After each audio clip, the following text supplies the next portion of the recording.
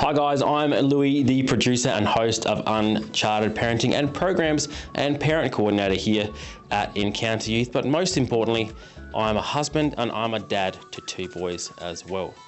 As you all know, parenting can be a wild adventure. It's full of that messy stuff, full of all of that unpredictable stuff, full of uncomfortable moments. But basically, it's uncharted territory. You're not alone though. And each week, we're going to have some amazing guests, some amazing professionals here on the podcast sharing tips, stories, and ideas to help you survive and thrive. And hopefully, we have a couple of laughs along the way as well. So if you're ready to navigate the chaos of raising your young person with just a little bit of help, then welcome here to Uncharted Parenting. Thank you for joining us on another episode of Uncharted Parenting. It's been a little bit of time since we've done a last episode, but there's been many things going on here at Encounter Youth. But I'm really excited today to bring you an interview with Daniel Principe, a gentleman that I've been following a little bit since his appearance on Parental Guidance last year in 2025 on Channel 9, and really big advocate for the work that he does and really big fan of his as well.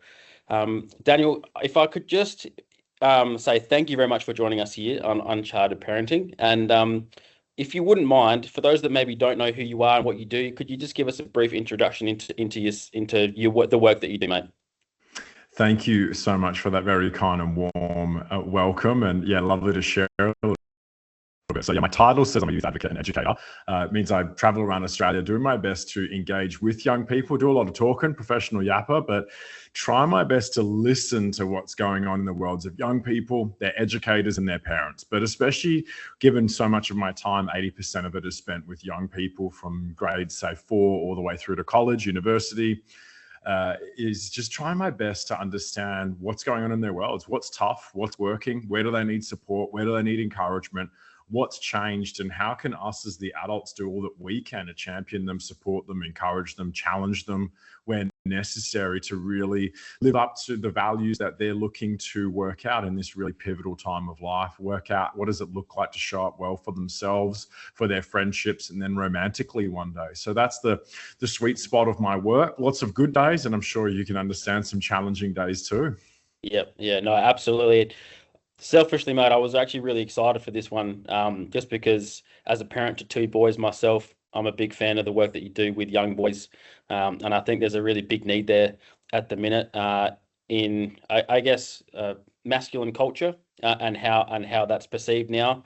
And so I'd love to dive into some of that with you today. I'm sure our parent audience will get a great deal from this, especially if they are parents of boys. So I just want to start, mate, with the first question is, I think our boys these days often receive a lot of mixed messaging that's out there from their peers, from social media, even from pornographic culture as well. And I'd love to sort of dive into, first of all, what are maybe some of the most dangerous messages that you're seeing out there that right now and how early, what ages are the boys actually absorbing this information?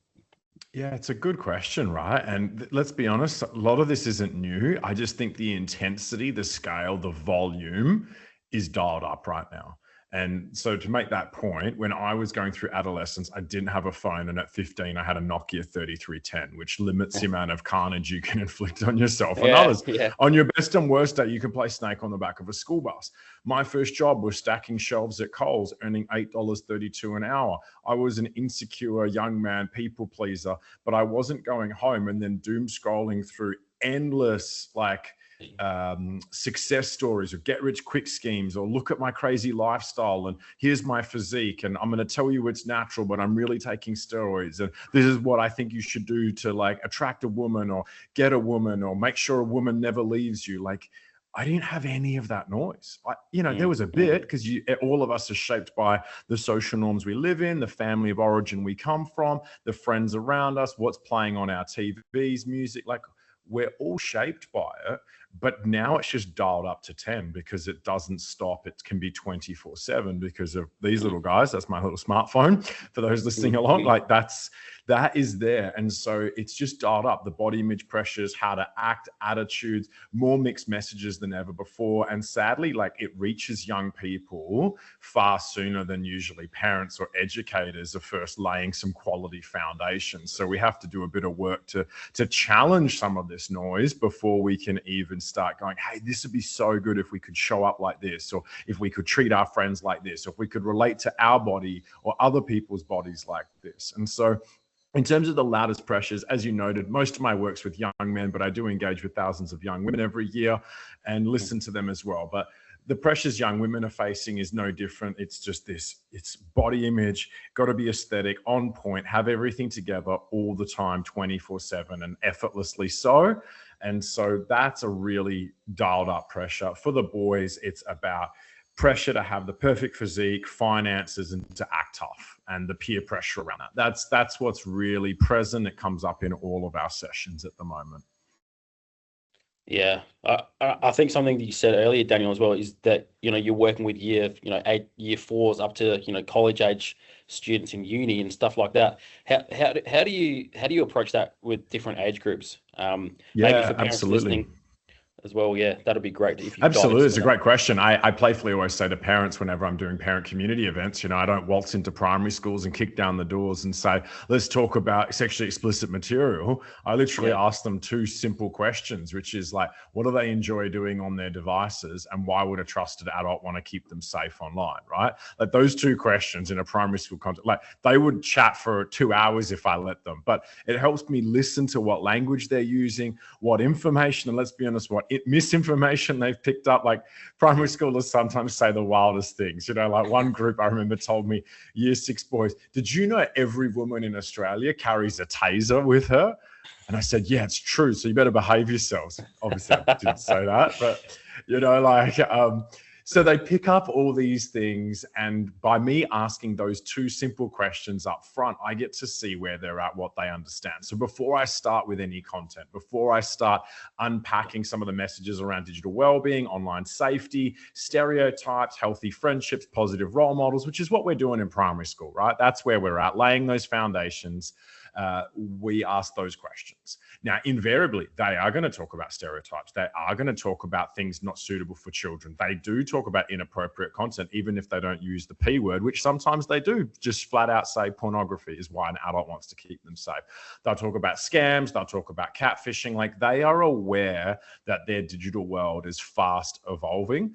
And so the biggest thing that I'm wanting to do is help them know that they're not in trouble for this. If they see things that they're curious about or makes them feel scared or uncomfortable or wanting to know more, that they're not in trouble, that their parents, caregivers, educators are there to support them, to navigate them through this, that we want them to talk to us because, of course, sadly, the internet often can reach them first. And so helping them pick through that, unpack that, and do a lot of work around what is it to be a good friend? What is it to be a positive role model? What are the things that we should celebrate? And we do a lot of what are the good and gold in one another that we can embrace each other for, because of course so much of the messages young people get is so about the superficial, what toys you have, how you dress, what's your haircut, etc., etc. yeah, And so I'm so big on always coming back to character and character development and how we treat ourselves, how we treat others.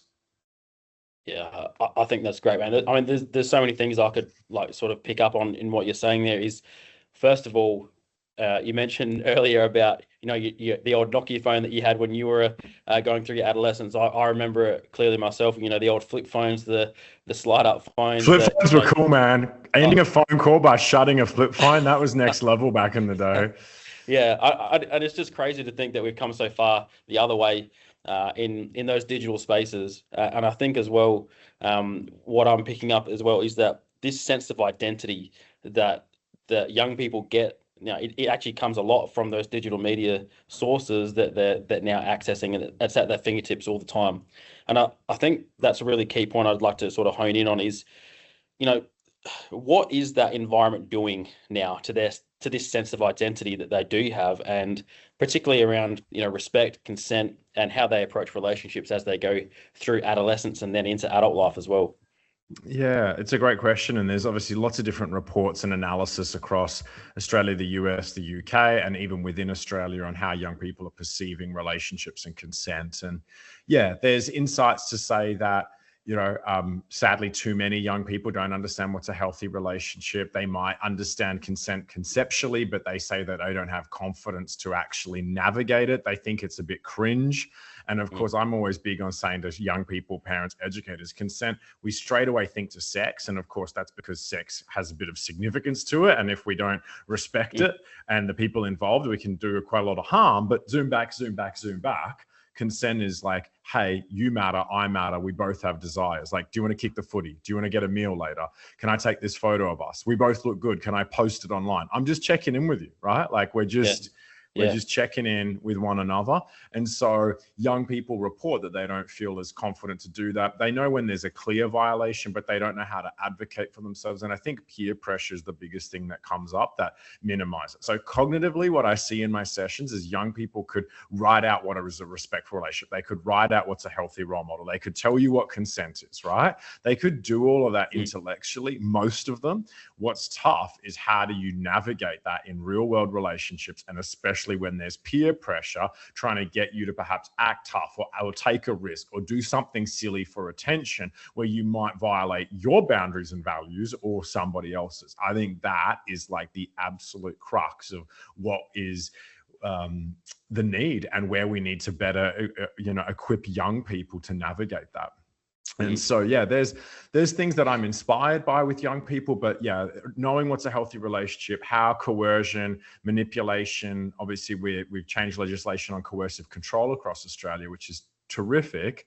But Mm. of course, young people have apps where they can see where one another is. So how do you help them work out when does that become abusive, controlling, stalkerish, right? Because if it's just Yeah. built in by design. So this is where the nuance of it's all well and good to tell someone something's harmful or that's right or that's wrong. But so much of my work with parents and with young people is as they're getting older is like, how do we get them to flex their own moral muscles, their own ethical framework to work out, well, what is good, what is right, what is safe, and how could I handle situations where maybe a group chat's getting out of control, or somebody's making the guys or the girls feel ick at a party, or somebody's been drinking and wants to hop into a car. Knowing that's all wrong is one thing, but then you're stuck there in a situation knowing something's bad, but without the tools to do something. So I'm Mm. really big on getting them to think it through, getting them to think about, well, what are your options? What could you do ahead of schedule? So I see that as so much of the work. When it comes to romantic relationships, I think challenging some of the gendered ideas, and especially because I think in Australia, we've got about 10% of boys and 5% of girls think that a boy should do whatever he wants during a sexual scenario. So that is a risk for, a pretty significant amount of young people if they were to be sexually active, is they've got this script, this societal script, this gendered norm that boys get to do whatever they want in those heterosexual relational contexts.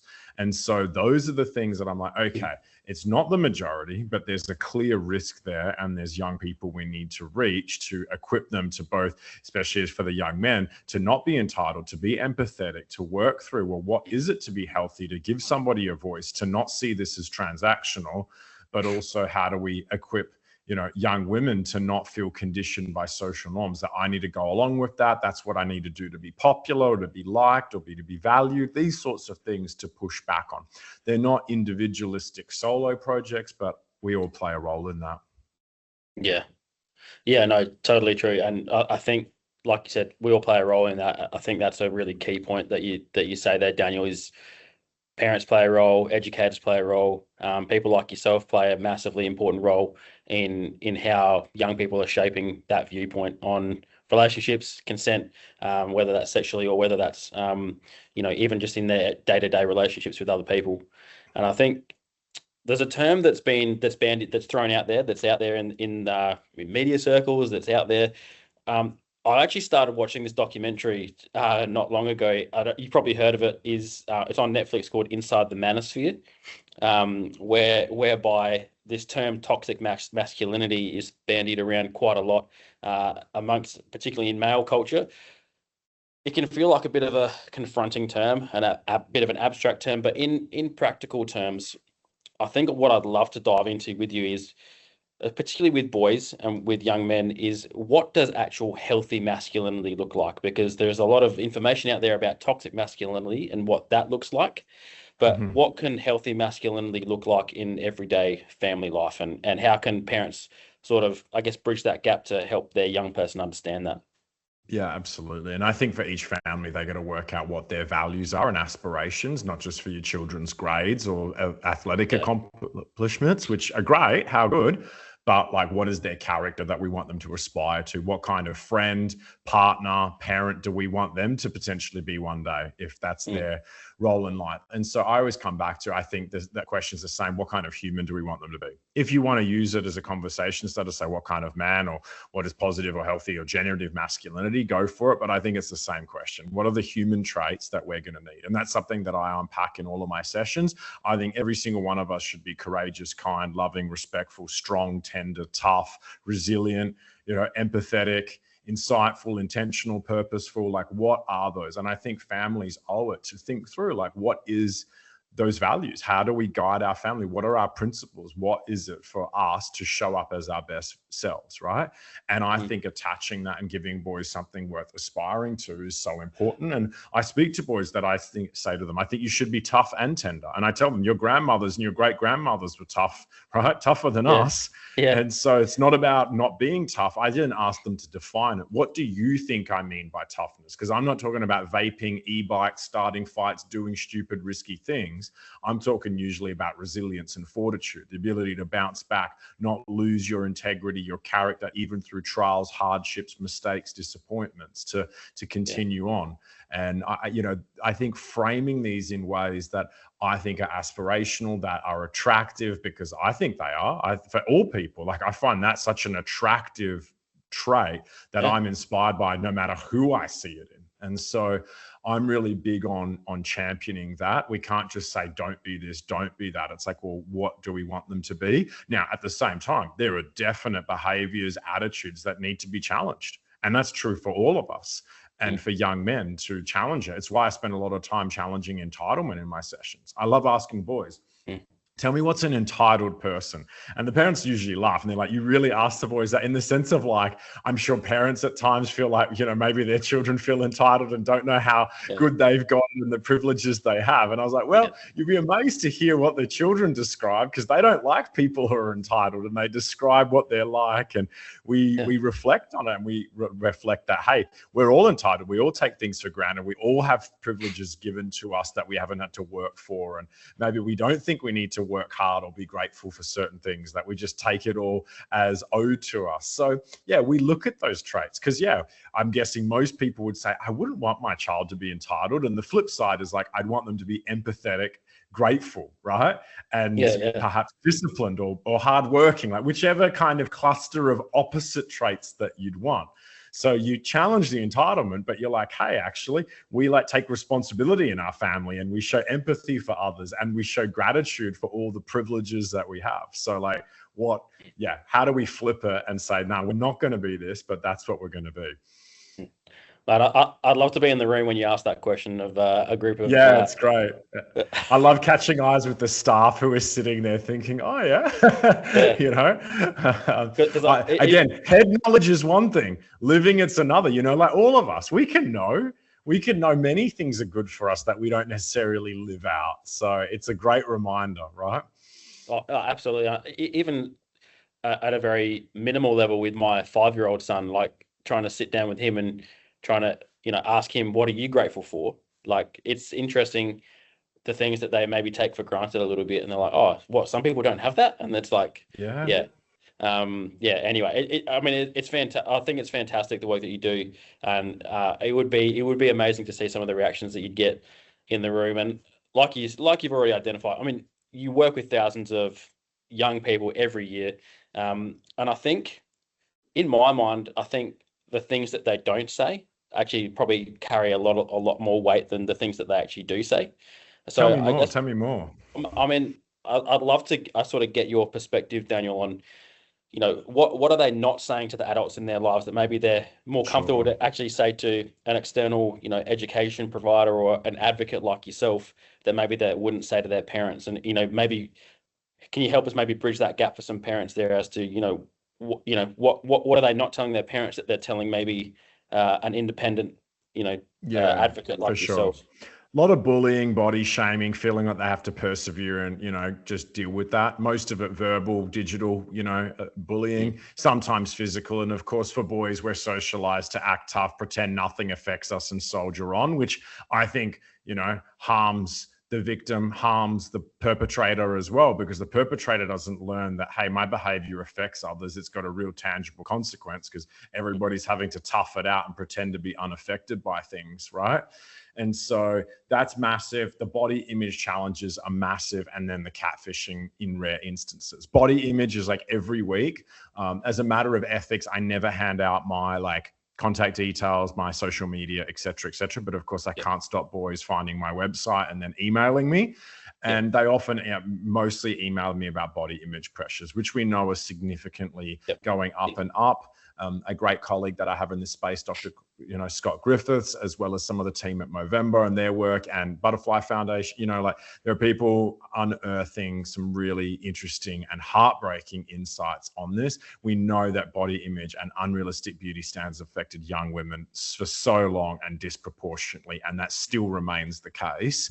What I think is why people find it novel, not that we should care about it more, but is that all of a sudden we're seeing so many boys struggling with body image issues. And that's what they're emailing me about. And not sure what to do about that. They're saying things mostly like, I'm working out more, but my mental health is worse. I don't feel confident to talk to people. They're scrutinizing their bodies a lot, these sorts of things. So that's something that I'm seeing pretty commonplace.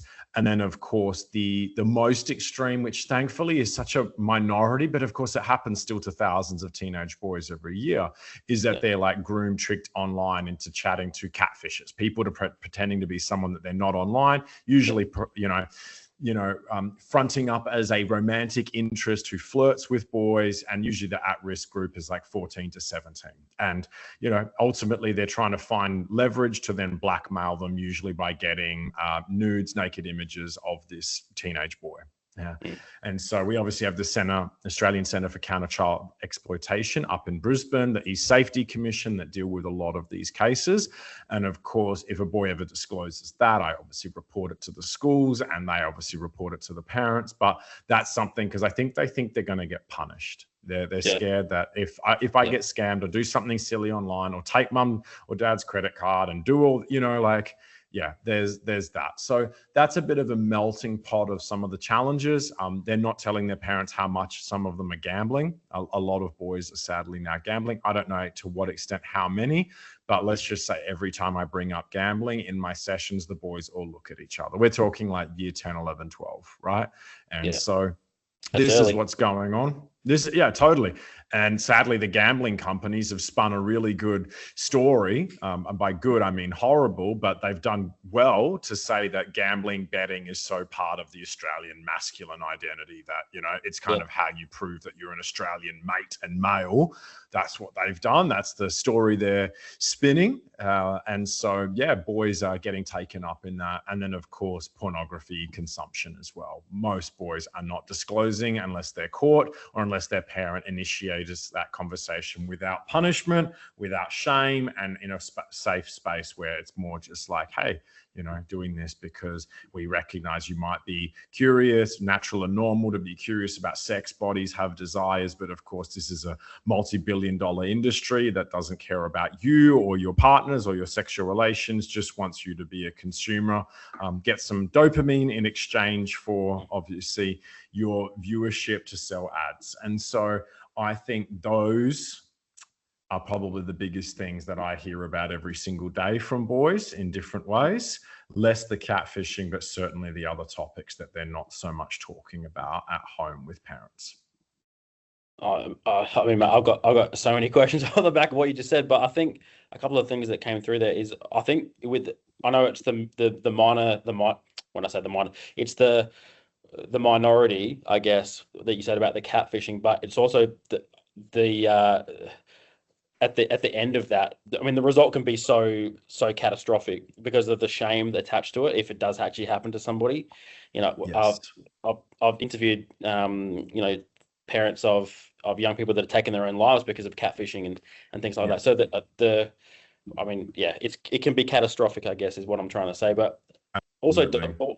also diving into even the betting stuff, like you'd be able to ask, even probably year 8 to year 12 students that everyone's probably seen a sports bet ad, like on Yeah, TV. totally. Even if you haven't been online, yeah, Yeah, it's weaved into the fabric of our society and our national pastimes. yeah, no, absolutely. I think that's an interesting segue to sort of make, and they've probably got a lot to answer for there as well. And I think one thing that's come through in your teachings that you do, from what I understand, from what I've heard, is that boys need connection, not correction, more so. And that's a term that I've heard from other educators in similar spaces to yourself as well.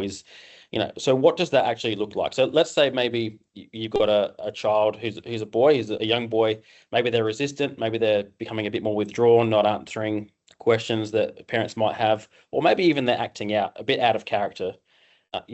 How can we lean into connection more so rather than the discipline side? Or obviously sometimes correction is needed, but how do we lean Yeah. into the connection side first and foremost? Yeah, it's a great line. I usually in my work talk about empathy and accountability, holding them in tension, as well as being authoritative, but from a place of relational connection. So Yeah, whichever language people use, but it's like it's holding both in tension. So like for me, it's like the empathy thing, like having empathy, connecting with the hearts of what's going on in young people, that they're facing challenges no other generation has faced. And of course, it's our job, the adults, the parents, the educators, the ring-ins like me, to help raise them, to buffet them on their way to launch well into adulthood, something I certainly did not do well at all. So that's our job. So like, let's start with the empathy piece, and in no way discounts, I'm going to help you take responsibility and be accountable for the things that you were responsible for. And that could be like your room and keeping it clean. It could be your pocket money allowance. It could be your part-time job. It could be your studies. It's like, well, these are the things that you're responsible for. You're responsible to participate, do your chores, be part of the family. And I'm going to, with empathy, help you to fulfill on that and to be accountable to it. And so, yeah, I don't think they are mutually exclusive. I've obviously worked with some, boys having a pretty tough time in life. And that sometimes means, as you know, hurt people hurt people. And so that means they can manifest in really ugly ways in sessions. And yeah, there's an art, there's a science to it all of like, goodness me, like, there's some things that like we won't tolerate. Like I actually don't mind pushback towards me. I'm less likely to like I'll put a firm boundary. It's more I'll stop them hurting somebody else, trying to humiliate, tear down somebody else. That's where I'm like, okay, that's a really firm boundary. But if a young person's looking at me, giving me attitude and being like kind of giving me either verbally or non-verbally like, oh, what a bloody waste of time all this is, yeah, you just yeah, roll with it. And I'm just trying to build connection with them and take them on the journey. And I've had that. I've had guys walk in, look at my stuff, being like, oh, what the hell is this? And literally give me a mouthful. And I've just said, hey, take a seat and find out. No use kicking that kid out. This could be the first and only time he gets to hear a message like this. Now, if he was to go at me or like go at a student trying to humiliate them, of course, like there's going to be a firm boundary, but we want them to have opportunities and to connect and work with them. And sometimes it happens first where I set the boundary, and then sometimes I'll go and like connecting with that student and say, hey, I'm sorry if that felt firm for you. I just needed to do it. I needed to set an example. I really want you on the court today, and like go and shake their hand. Mm. And like what I did was totally fair. They were being distracting. They were disrupting others, and it's like, I find most of the time you do that, they like jog on. 99% of the time, they're like, okay, that's a fair clip. Let's keep going. And they then participate. I've lost count of how many boys I've given a little clip to like that.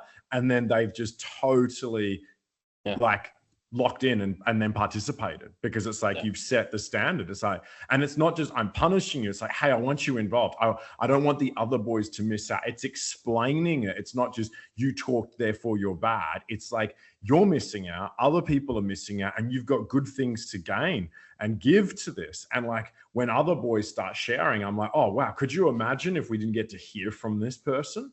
like what we would have lost, right? So it's always framing it in like, this is the positive, good stuff that like we're missing out on if we don't live up to our values, if we don't show respect, if we don't listen. So I do a lot of framing that way. And that's how I engage with a lot of this. And most of the time, 99 point whatever % of the time, it goes really, really well. Yeah. No, I love that approach. And I think that's something that I've found when I've done sessions about, alcohol and other drugs in schools is, there's that group or maybe that individual that maybe, does speak up or maybe says a silly comment. And you're like, often like, I just let it go now because you're just like, oh, what's going on behind the scenes there? Like maybe, there's something going on and maybe kicking them out is actually going to detriment them rather than, having them sit I'll through the always session. say something, but I won't kick them out. I'll always want to challenge it because I think for me, that creates the norm that you can just make comments or try and disrupt things. And I personally, in my convictions, is like, I'll kind of say to them, do you want to share? Have you got something to say? I'd love to hear from you. Like, what was the joke? I'd love to hear it. Like, that's kind of how I like get involved. And I say like, feel free anytime you want to like contribute. Do you know what I mean? That's how I usually wrap it up. Because then they'll sometimes like go all shy and coy, right? Because they've been like invited, to be accountable for what they're saying. And then I just say, love you to get on the court, love you to contribute. I'm sure you've got interesting things to say. And then I just keep moving.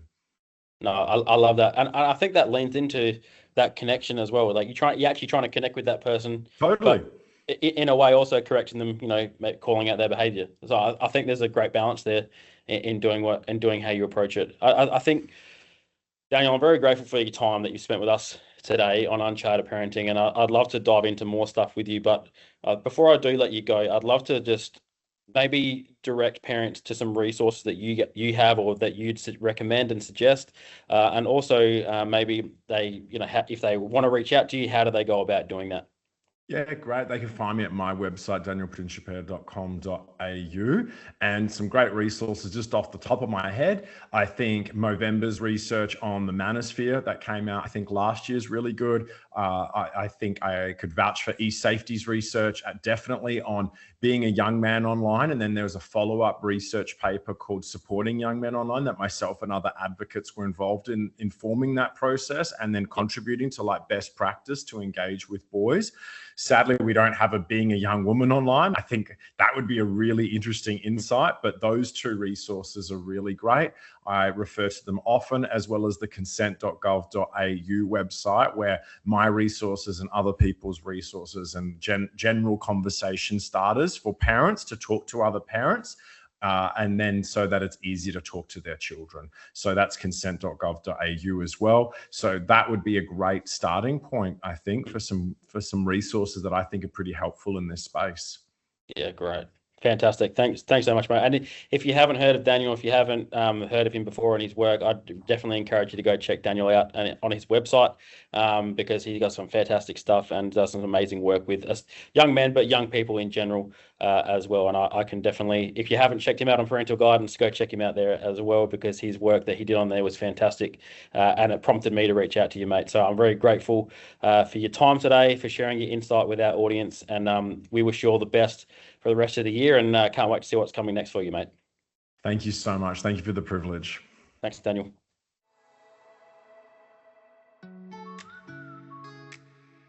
Thank you for joining me on this episode of Uncharted Parenting. Remember, you can catch all of your episodes on all of your favorite streaming platforms, including Spotify, Apple Podcasts, YouTube, and on Podbean as well. And remember, we want to hear from you guys. So send in your comments, your feedback, all of your questions to podcast@encounteryouth.com.au, and we'll see you in the next episode.